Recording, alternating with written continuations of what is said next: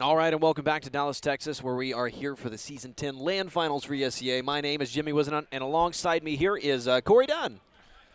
And we're about to get back underway here with the third matchup. Is that better? That's better. Do you want me to eat the microphone? Yes. Yeah, so the third map coming up here is actually going to be on DE Inferno, and one of the things that Sean said, or Hostile said, about dang time we're playing a map that we've played before. Was that what he said? No, he didn't say No. that. I wouldn't doubt that that's Words, exactly what he said. That's what he said. Similar. Oh. That was a variation of what he said. Oh, you just don't want to say it on air. I can't recall exactly what he said. Oh, okay. I pull in information, and then I'm just like, I think that's what was going on. Gotcha. That's exactly how I cast.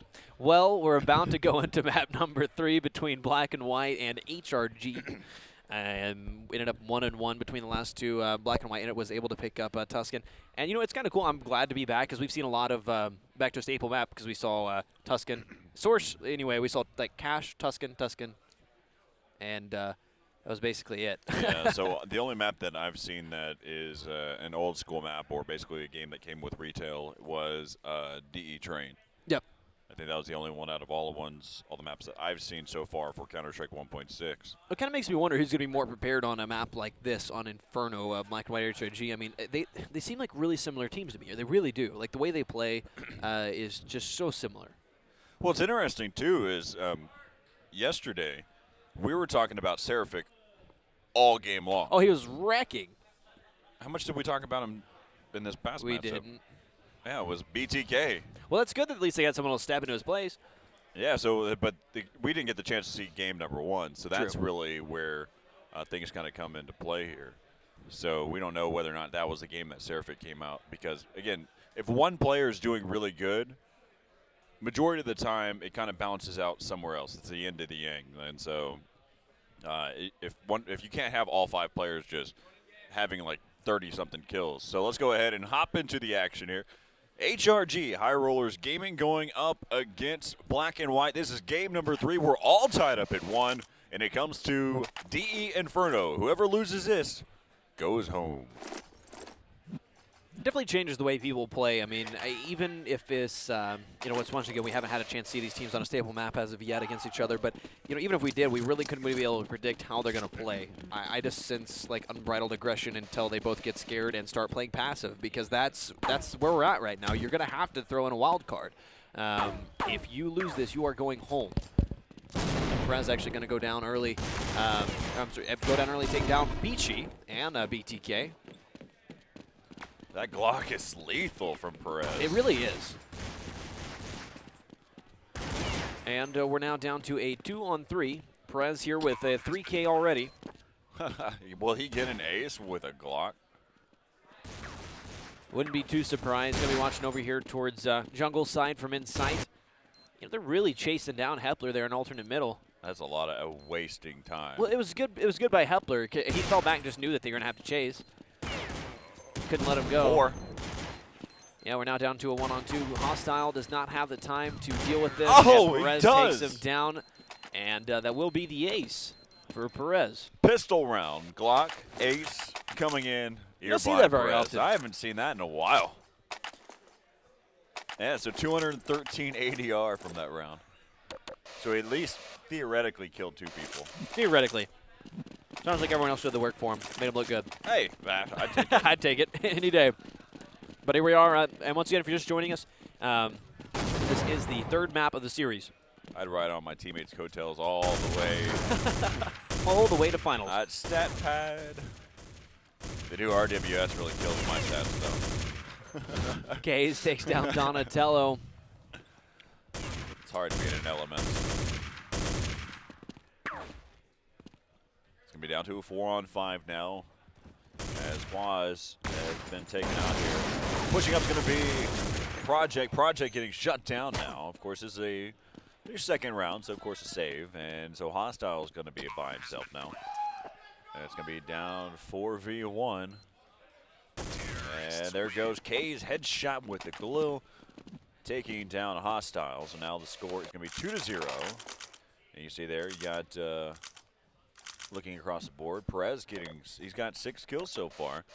So he got 178 ADR. Of course, that's, dropping down pretty quickly ever since that ace. Because that ace was so long ago, I guess. Yep, and scores now 2-0 here. They will have a couple AKs. Oh, wow. It was a crap ton of nades. It looked like it was coming from over Caused at a lot Banana. of damage. And they're going to keep peeking here at K's. And you got to be careful, but he is able to take him down. You got 3 kills there with that Galil inside of the site. And you got to see there, Perez hasn't been taken out yet. So, but they will probably, whoever hasn't bought there for the terrace side will buy now. As we take a look here at the money. And it's pretty even across the board, of course, over the counter terrace, the way everything kind of accumulated over time. But the real question is, did they hold on to that Galil, or are they going strictly with AKs? Just kind of trying to figure out. Actually, Seraphic did hold on to that Galil, and Kays is holding on to that onto his Galil as well. So they're going to kind of ride it out and see how things are going. But one of the things I've been talking to you about is how Peachy, his AWP was pretty on point, so we'll be on the lookout. See if he can cause a lot of damage. Right now he's watching from CT Archway there all the way to mid, boosting up inside of the window room, or better known as crack house to a lot of people out there. I like window room just because. I call it crack house, and the Europeans think I'm weird. Yeah, so it's window room. The window room. Da. So right now they're going to go ahead and start to be able to push up there. Peachy missing with that. AWP is going to have to fall back. He's going to be grouped up there with his teammate. He's going to switch back over to a library side as we see Perez is down to 47 HP. Seraphic down to 49. And there goes BTK, and Peachy misses again. And Hepler pushing back inside the side, able to pick up one with that AK. He's going to be down to a 3v4. Hostile Donatello, or better known as Quaz. And Peachy just got eliminated there by Perez. Rotating is here. We're on board with, that's Quaz. And Quaz is just going to go and pick up that AWP that was dropped there by Peachy. And they're going to go ahead and book it to the B-bomb site and try to hold on to this one. But you know that HRG is going to be on the chase. This is a smart gameplay here by HRG. They've got 2 that are holding back and 2 that are on the manhunt. Hostile in the backside of B, boosted up on top of the box. There's the op shot, so they know exactly where one of them are at. Is inside of that back halls. And he probably shouldn't be peeking out as much as he is because he might get dropped there through the wall. Bomb is going to explode inside of that A-bomb site. And looks like they will maintain and hold on to both these weapons, both Hostile keeping an M4, and you have Quaz who's picked up the AWP. Now you can see he's going to drop that off over to Peachy. And we'll see what happens here in the 5th round and whether or not they will start to buy. I want to look at the money now because after them, they're forcing themselves to buy by keeping those 2. You can see BTK not having to buy and PG not having to buy, which means Hostile dropped the gun off, dropped the M4 there for BTK. So must have been just not as much money to work with there. Hostile may have picked up a few more kills so far than BTK, which is kind of the opposite of what's been going on so far. Now they did. HRG did have some very aggressive spawns there early round. Doesn't look like they took really took advantage of that other than just getting up Banana quickly. Not quite into side. Hostile going to be stuck in the middle of a Hepler and Seraphic sandwich. That is not fun. Seraphic just absolutely demolishes. It just doesn't help when you've got someone like Hepler also. Wow, Hepler's down to 1 HP right now.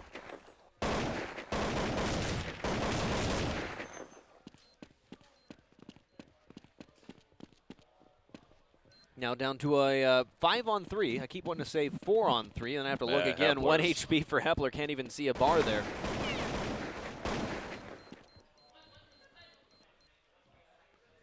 Yeah, they're already going to go ahead and try to hang on to no, this. Seraphic able to take down Raphael there. I can't believe Hepler's going to stay alive for this one. The quadject. All right, score now 5-0 in favor of High Rollers Gaming on the disadvantaged side here on DE Inferno. Look at that bankroll, 5 digits almost all the way down. Yeah, definitely not looking too great here for Black and White. Well, that right there kind of shows you what they're working with. So they've got only 3K to here for the rest of this game. If they continue to lose, they are the way they are. But typically, how do you see Inferno working? You know, 10-5 is a good half. It's a decent half for the Terrace team. That's really what they're going to shoot for to be okay. You know what I mean? Like 10-5, they can work with that. 9-6, a little bit better. 8-7, Terrace usually set if they got a good CT side. Yeah, so I'm pretty even kill there whenever it comes to Inferno. 8-7, 9-6 as a T, I think is pretty typical. The way that the run is working for HRG right now, especially after picking up the pistol instead of going 5%. Peachy's just off of the mark. I'm going to change object what I'm saying here because we're just watching Peachy right now, and he missed one out in the open shot, and you just cannot have that. And Hostile pushing up. But the main thing is he was just kind of saying, look at me, you have to worry about me. I am over here, and talking about Peachy. Right. And so that's going to allow his teammates to kind of slide in because even though you know the op is missing, you still don't want to kind of maneuver your way out there in the open and get shot. I mean, it's if. So he found a way to turn his terrible opping into a benefit for his team? I know it sounds crazy. Maybe that works. No, that's great. Maybe, I like that. Maybe this is where the CS:GO decoy grenade comes into play. Yeah. And it's in there. You drop a decoy grenade right where he was located at, and he's gonna go. Well, man, he keeps shooting over at me. You know, that's the only time I can ever think of that being something useful. What, the decoy grenade? Yep. What if you ran out of ammo and you wanted to scare somebody? Well, that's what I was kind of getting at. Scaring tactic. Gotcha.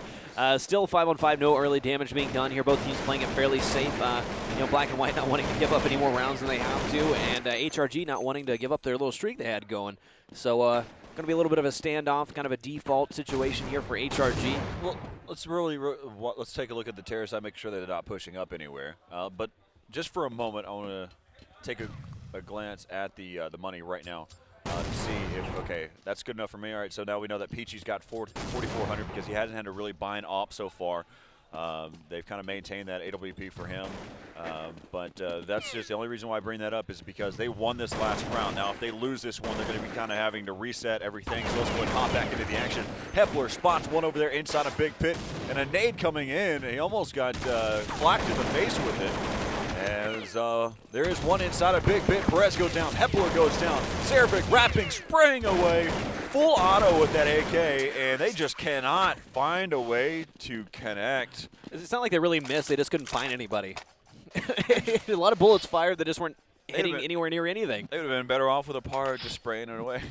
Absolutely. There. So that's 2 rounds in a row there for Black and White. Here's my thing, though. Even if Black and White wins out, yeah, they're going to gain the momentum factor for the morale of the team. But, you know, High Rollers, they're okay right now. They've gotten 5 rounds. They can afford to get a couple more and really do well, but 10-5 is an acceptable half. So you're saying only getting 5 rounds as a team is okay? Yeah. Okay, all right. Now we're on the same page. Were you thinking it was the other way around? No, that's what I thought you were getting at. Yeah. Now we're on the same page. I mean, of course, you'd rather have more. I mean, 9-6 is still okay for, the CTs. It's not so bad. I mean, this is kind of the okay mark. That's acceptable. Yeah, so, I mean, we both kind of agree that, like, 8-7.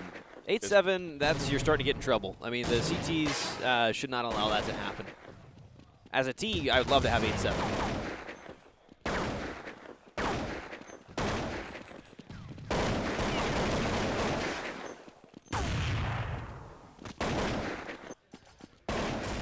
A lot of action happening here. It's down to a 2-on-3. Peachy down to 40 HP. Hepler and Seraphic still in the 90s. So see what happens. Donatello's backed his way back. Wow, that was impressive. That was actually a dink and then killing him through the wall. All right, it's down to a 1-on-2. Bomb is down in sight. Is really not too sure where all the members of Black and White are. Hostile going to be over here. Nice shot by Hepler. Just tapping away. Now Donatello's going to be coming up from the same angle and able to take him down. That is going to make the score here 3-5, still in favor of HRG. You know, it's curious for me why someone would still rotate out in the open like that. At that point, you've gotten the kill, and so you're going to expect them to start to make a move on you. And by putting yourself out in the open, now you're going to be you can be spotted from 3 different locations. I've done that before because I'm afraid they come into sight as I look jungle. I don't want to clear the whole site. I would have continued to push in. I would have dropped inside of Moto Pit. Well, that might also be why we're not playing right now. Well, no, that's a fact.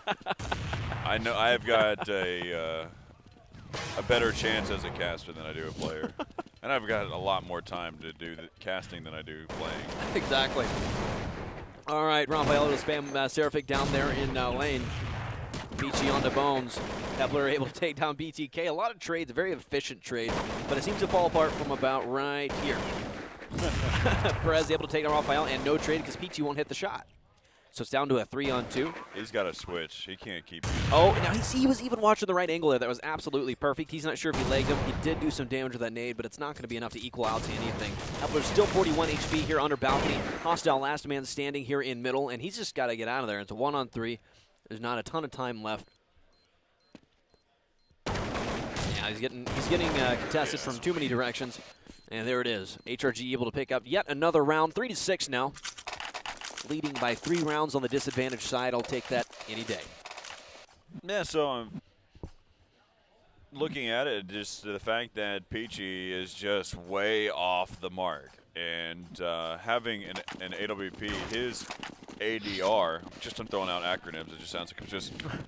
Well, for HRG alphabet. with the ADR and his AWP. Yeah, so you have Peachy from BW. His AWP has been so off that his ADR should be, I mean, his ADR should be like within the hundreds. He's a great rifle player. He needs to let go of the op right now. Yeah, that's what he did. Maybe because the problem is he may not even be able to afford it. So the curiosity is whether he feels comfortable enough. But the bomb will get planted inside of the B while we go on a little rant. Quaz with the first headshot there into Bones, going to even things up down to a 4-on-4. Peachy spots one. He's going to have a little assistance there from BTK, so he'll get the assist.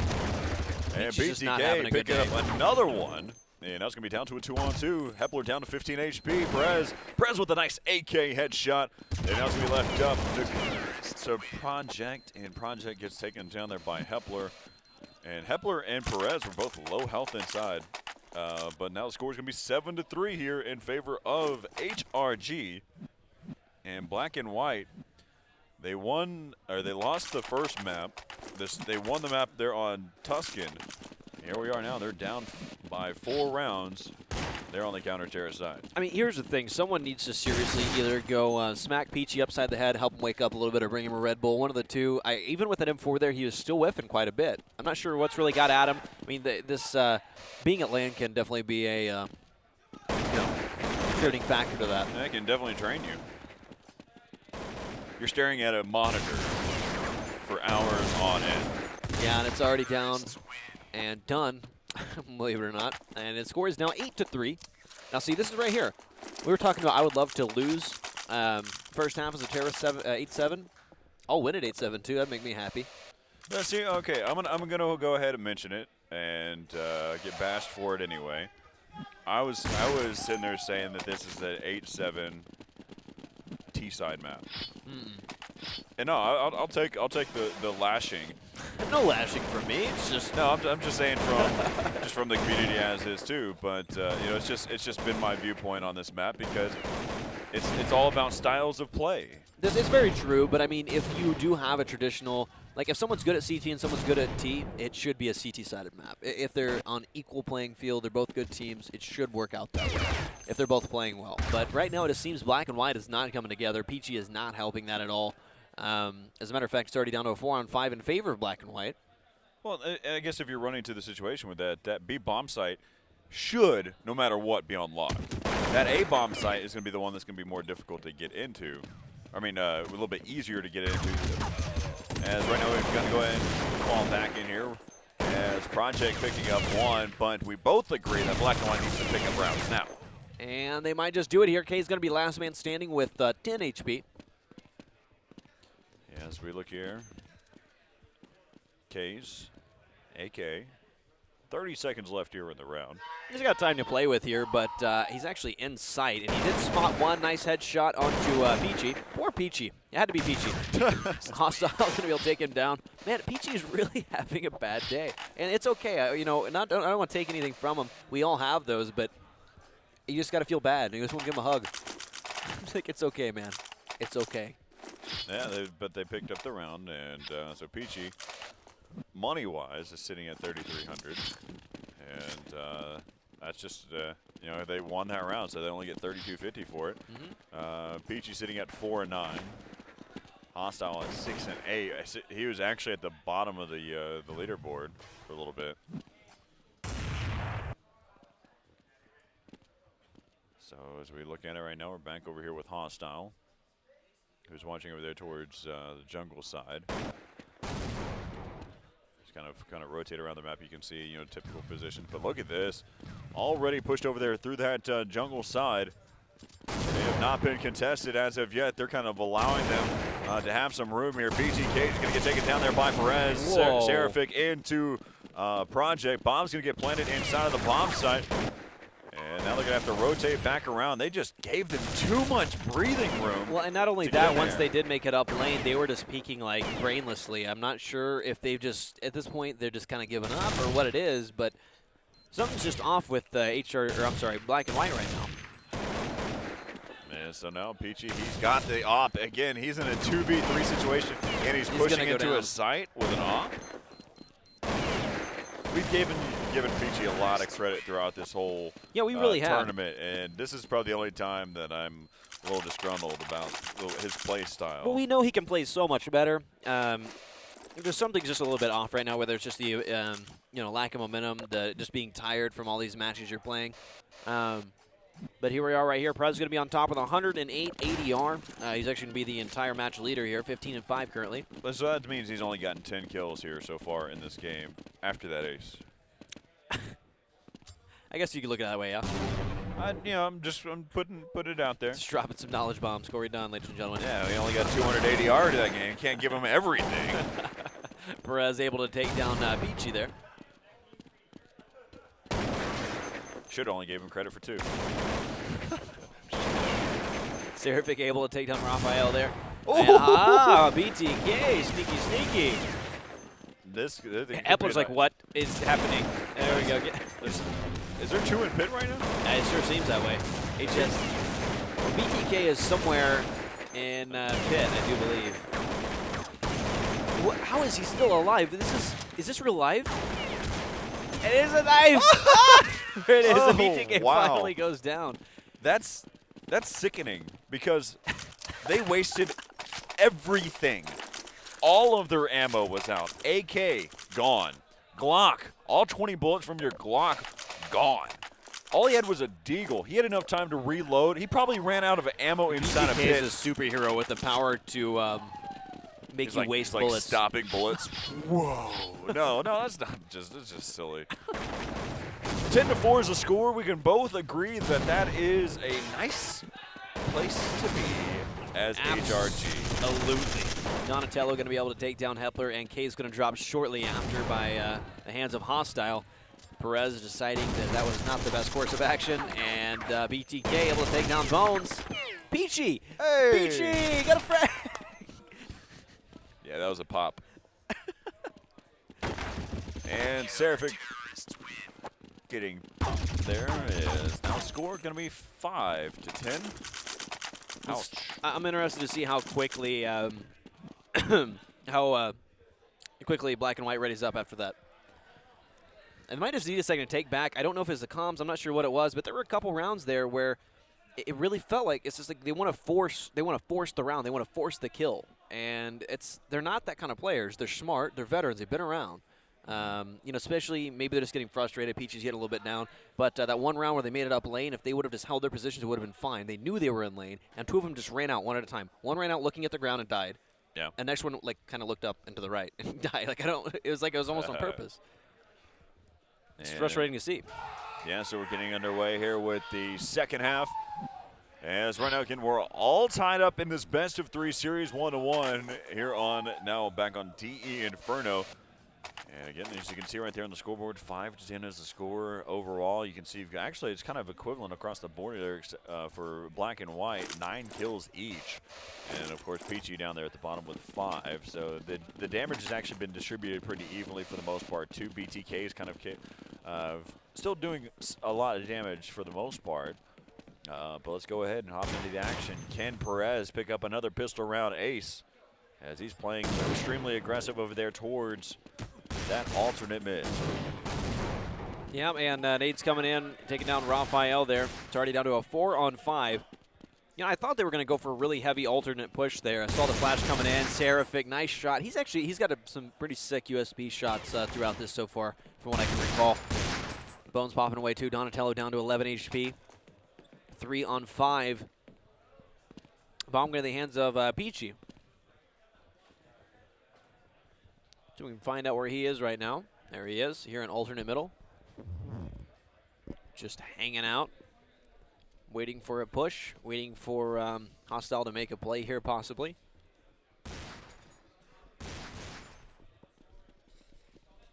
And Donatello going to be go down to Bones here. So now they're down to a 2-on-5. Oops, that doesn't help things.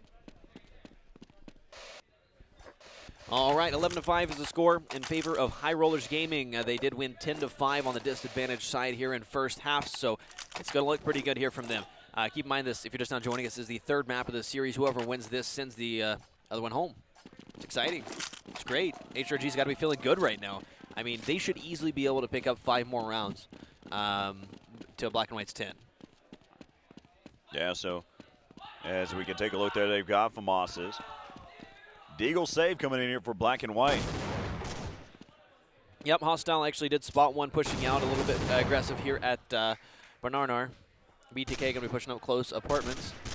Hostile actually really low on HP. I'm kind of wondering what had caused that. I saw him cross there. It might have been a nade. Donatello able to take down Bones. And they're going to be popping out of apartments here. And man, Peachy just not able to connect. And that's 3 frags for HRG. BTK finally answering back. 3-on-2 situation. Hostile. 46 HP remaining, coming up middle. There we go, able to take down Perez, bringing it to a 2-on-2, but Hostile, no HP at all. BTK in a 1-on-1 situation with a Famas. K is going to be up against with the USB and a flash, it appears. Not going to have a automatic, and he's just going to calmly work his way around the side, play a little ring around the Rosie, and Kays actually wins that little standoff there. Nice play by him. Score now 12-5 in favor of High Rollers Gaming. Take a look at the scoreboard. 108 ADR here for Perez. 19-9, playing very well so far. BTK, you know, really showing up still for Black and White. Still not enough. Still not enough. No, there's only so much one can do. They should ace every single round. That's what he should do. As right now they've got looks like a 5-man rush over here towards K's picking up 1, 2, 3. And Bones picks up 4 and 5. I was ready to sound like counting. One. 1 M for the kill. 2 M for the kill. All right, 13-5 is our score. Today's letter is brought to you by Ben Q. Plug. 13-5 is the score right now, with all kidding aside, as we're going to go and see if they can make something happen. Hostile's got an AK. They've all got AKs that I can see across the board now. And they've gone straight to their default setup, 13-5. Again, like we'd mentioned, 8-round lead, only 3 rounds away from sending Black and White home. Or to their hotel room to wait and then get on the plane and then go back home. Still just as, actually that might be worse because then you have more time to spend with your team and think about it. Yeah.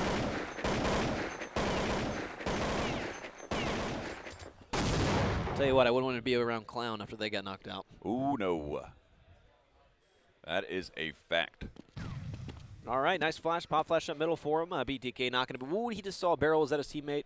I think he does have a teammate there in a window room. There was a barrel there, unless one of his teammates just came out. I think you're just tripping. I am not. Oh, Peachy. There he is. Yeah, you just called out a name. I'm telling you, I saw one. And Bones able to take down BTK. It's still a 1-for-1 there. It's not beneficial, but Hepler able to answer back. Raphael with the trade down to a 1-on-3. Very bright light. Oh, Hostile able to take down Kays, bring it to a 1-on-2. He does have bomb in hand, but Seraphic will be able to take him down, make it at 14-5. Yeah, so PG is off the mark. No, absolutely. Watching him spray with that AK, he was just all over the place. I mean, it was off to the right of him just a little bit. Whenever, even though he got the kill, he was still. It was kind of like that awkward like 6th or 7th bullet. You know, it was just like, Right. but you're like, Yeah. So he's just a little off. But we won't dwell on the fact of what is going wrong for Black and White. I mean, Let's look at what's going right for HRG. Yeah, exactly. I feel like I've been negative here too much. HRG is actually playing very well, and we kind of referred to both these teams as we came in as a pug-style team, but takes nothing away from them. That just means that they have good chemistry. They just don't know what they're doing most of the time until it happens. Well, that sounded even worse. No, it doesn't. Like, they don't necessarily have a set of defaults, and they just kind of work off of it. They flash for each other, and it kind of happens from there. They just don't know what they're doing until it happens, is what I'm saying. They know what they're doing. They adapt well. They adapt very well with it seems to be kind of a community strat calling event for them. They don't know what they're going to do yet. That's the fact that they don't know what they're going to do. And the score now 14-5 in favor of HRG. 2 rounds remaining till they send home Black and White. Now down to a 4-on-4. Bomb's going to be in the hands of Donatello, and I do believe this is going to be a full B commit. Kays play a little ring around the rosy. Was waiting for Bones to pick up the first with Donatello onto Kays. Very nice shot, and that's a great shot by Bones, but traded there by Hostile. Great play so far from both teams. It's now down to a 2-on-2. The bomb has been planted, putting some pressure here on HRG. Hostile going to take up position here in back hall, and Donatello going to try to play over near back side. All right, defensive smoke. Hostile able to take down Hepler. And also Perez there, kind of keeping the hope alive. Still a long road ahead of him. 14-6 is the score in the 3rd map of the series between these two teams. Corey, I know you love numbers and money. Tell us a little about what's happening here. Well, both of them have enough money to work with except for Hepler, but he has Seraphic as a teammate who's got 7K. And, yeah, after losing just the 1 round, this game is kind of already considered where Black and White need to win, period. Oh, yeah. Regardless of what the money is. Absolutely. So we don't have to take a lot of notice on that. HRG has enough rounds to lose where they still don't have to worry about some stuff like money as well. And so right there, Hepler taking down Claus. And the TMNT guys, BTK and PG, picking somehow up the works out. That was a really scary situation. He's like, okay, we got one. No, there's another one. So, okay, got him. Surely there's no more in apartments. There's 2 more crossfired with Eagles. 7-14 is the score if you're just now joining us. And these two teams fighting for the tournament lives. Actually, I think Black and White currently fighting for the tournament lives. High Rollers Gaming kind of coasting. And that's one of the things that you don't want to fall into is becoming too comfortable. That's a fact. Yeah, because what can happen is they can gain that momentum so much that they're starting to make their shots, and you can actually get cold in the middle of a game. You start getting frustrated, and emotions get the best of you. It's not fun. Yes, my favorite spot in the world. I know. I've watched you play that and it works for me every time. That's actually over in Banana. That is the flash box. A lot of people use it now. You can go back there a couple frames. Yeah. There you go. You can see that teammate right there. That's what we're talking about, how he's got set up there for the flash bang. And so he's going to pop that flash, peek out, and you can see that nobody was over there. Now they're going to kind of make their move. You can see K is going to go ahead and rotate around. They know that they're over there towards the A side, but be on the lookout. They might rotate back. They have enough time. 50 seconds left here in the round timer. They're actually falling back even further than that as they are going towards that B bomb site. Deagles here for HRG. As they're starting to be able to push here inside the site. They are playing a man down here for Black and White. And as well as Quaz is down to 7 HP, pushing over there towards that bomb site. They've actually over-rotated, like I mentioned before. Kays with a nice headshot with that Deagle. And so now it's going to be down to a 2-on-3, but Quaz is down to 7 HP. And he's going to play a little bit aggressive over there towards that banana sign. Hepler coming through that from the CT spawn right now. And Seraphic going to be running into somebody right now. That's going to be Quaz. Quaz picking up 4 in this round, as he could be looking for the ace, but Hepler, he's going to hold on to he may have gotten a weapon out of the situation. Otherwise, he's just holding on to a deagle. He probably got a weapon out of it. We'll see. Yeah, AK-47. There we go. Yeah, so the bomb's going to go ahead and take away. And they don't want to lose the round to a Ninja Defuse at all, so they're going to clear it out. And they all stay alive, so they maintain their AKs. He really didn't need to save that gun. I think most of it was he didn't want to give him the benefit of the ace. Either in that, plus the fact that they didn't want to give him an extra $300 bucks. True. But the ace would be nice too. Yeah, that's the only thing I'd be concerned about. I was like, I'm not letting this guy ace. Well, you're right, because you want to have that morale. You don't want to get that the steam rolling. No, absolutely. That changes.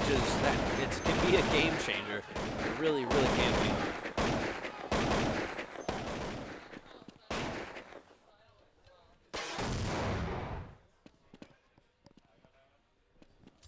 All right.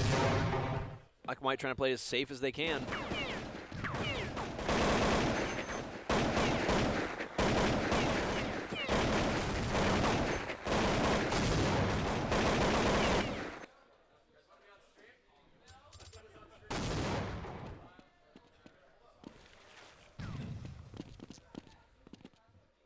Not a lot happening as of yet. Not a lot of early round damage. Donatello down to 59. Everyone else at full HP. Ooh, Seraphic missing that shot. Ooh, and another one. Get the heck out of there before he gets spammed down, Seraphic.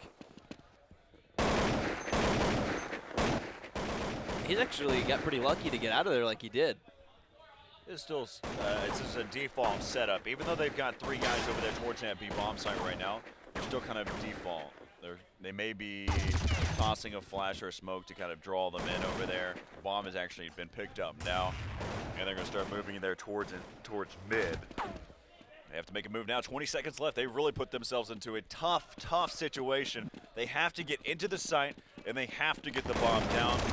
As right now, Perez taken down, picks up the hat trick. Oh my gosh. And that 15-8. That ended so quickly. Yeah, so all Perez right, just shutting him down over there. Match point, ladies and gentlemen. Black and White really feeling it right now. They lose this round, they are going home. Or as Corley so kindly pointed out, possibly the hotel room.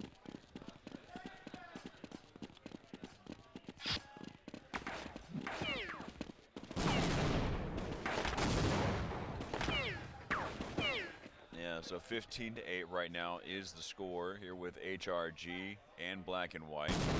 HRG kind of narrowing things down. They've tried to want to go ahead and eliminate this, get this over with so they can get some rest for their next matchup. Very quiet around here. Their Bones able to pick up 2. That's the right start you need to finish it right now. Black and White going to be fighting to stay together here, just shoulder to shoulder, trying to work their way around and pick up a couple frags. But they can't afford to lose anything else right now. They can't lose another. They can't even lose really HP at this point, up against 5 players. As Donatello's very blind. There we go. Oh, Seraphic! Holy smokes, that was great movement. Peeked out, got the shot, got right back in. Didn't endanger himself too much. Overextending there. Peachy taking him down, and it's now down to a 4-on-2. Peachy will fall hostile. Last man standing in a 1 versus 4. And that's it, ladies and gentlemen. HRG will continue on through lower bracket. Almost said upper bracket. And that's just too bad. Black and White actually going to be headed home. Or, once again, as you so kindly pointed out, possibly just to their hotel room and then home later. I'm just going to hang out for a little bit and possibly watch the stream. And, yeah. You make losing sound like so much better than it really is. Yeah, no, they get the luxury of. All right, we're going to jump over to a quick commercial break, and we'll be back here real shortly with some more Counter-Strike action.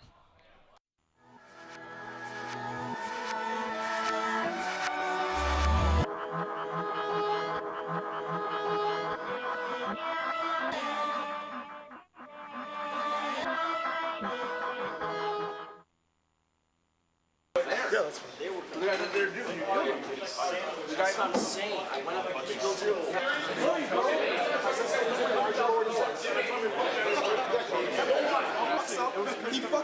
It's like a sliver the size of like. When do we play? Like the smallest pixel you could possibly see in a single scope.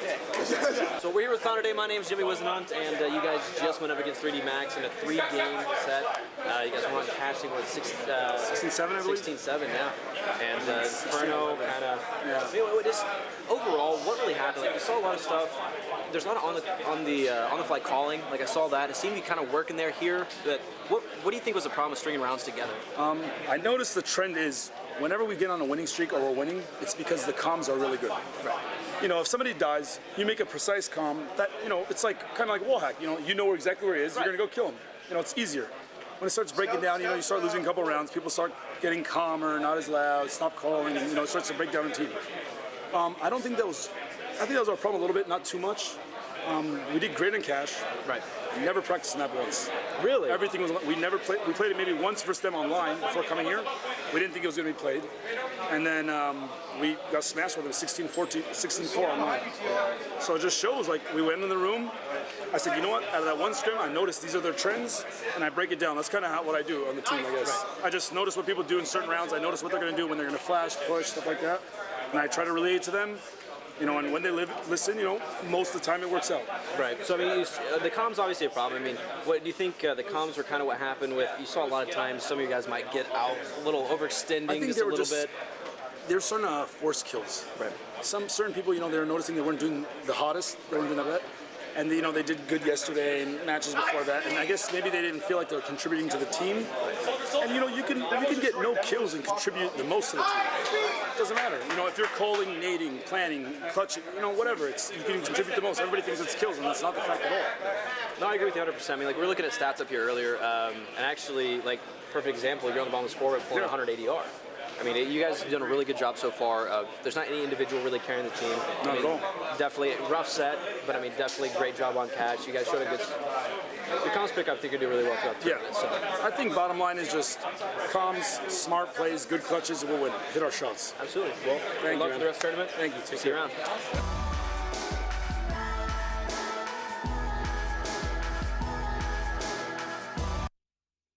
All right, so we're back here at the ESEA Season 10 LAN Finals here in Dallas, Texas. High Rollers Gaming taking the matchup there against Black and White. You sent Black and White home. You're going to continue in your path here in the losers bracket. But we jumped into the game a little bit late. Kind of break down what happened there in the first map. Well, I mean, the very first map, we felt confident on the non-custom maps just because we have more pug style play, and we were able to take it round by round and, you know, kind of secure them and push them against the wall and win. You know, not so much on the second map, but as far as the first map goes, you know, we were just really organized and ready to go. All right, so looking at the second map there on Tuscan, where did things kind of fall apart a little bit, and what did you have to do to pick up there in that third map? Well, in Tuscan we have it's really a toss-up with us. It's either we're going to lose really bad or actually just come out on top with every other round, because we either have like a strong T side where our default's working, but with them they would just pick off our long and our short and then push down middle on certain rounds, and it would just catch us off guard, and we would be down early in rounds pretty much. So props to them on that map, because they got us whenever we weren't looking, like they were just there. So one of the things that we were talking about on the stream is how, well, one, Prez with the Glock, the ace there at the start there on Inferno, but the other issue that we saw on the other side for Black and White was Peachy not hitting any of his op shots. Did y'all notice that off the start as well? Absolutely. I mean, we made it difficult for him, you know, to hit the op shots. We knew he was hot earlier on in the tournament, so you know, we went for the common spots where you would op, and we smoked and flashed and just kind of avoided it. We didn't let him get hot. You know, that was our, you know, that's one of our keys to our victory. All right, so going in the losers bracket, if you have the opportunity to choose the path that you take, what teams you have to play to get to the finals, what's the next team that you want to face off against? At this point, I don't think it matters. I think, you know, you got to beat the best to be the best, you know. And I think with our guys, you know, we all have LAN experience. I don't think a lot of people know that. So we're pretty confident on whoever we play. So it doesn't really matter. Awesome. So. Every team, you know? Yeah. And also, if you're going to win, you have to go through every team, you know? So it doesn't matter who we play. Any team we're going to play, we're going to go there with confidence and try our best. That's all we can do. All right, so you have it there. So High Rollers Gaming is going to continue in the loser bracket. So we'll kind of send it back over to the broadcast booth here in just a minute. So Can I take a shout out real Yeah, quick? go. Yeah, have a shot. Yeah, I want to give a shout out to Grid05 and also to Gentleman Jack, Taylor, and Tackett. So yeah. There you go. From High Rollers Gaming, we'll be right back here from ESEA Season 10 LAN Finals right here from Dallas, Texas. So stick around. We'll be right back.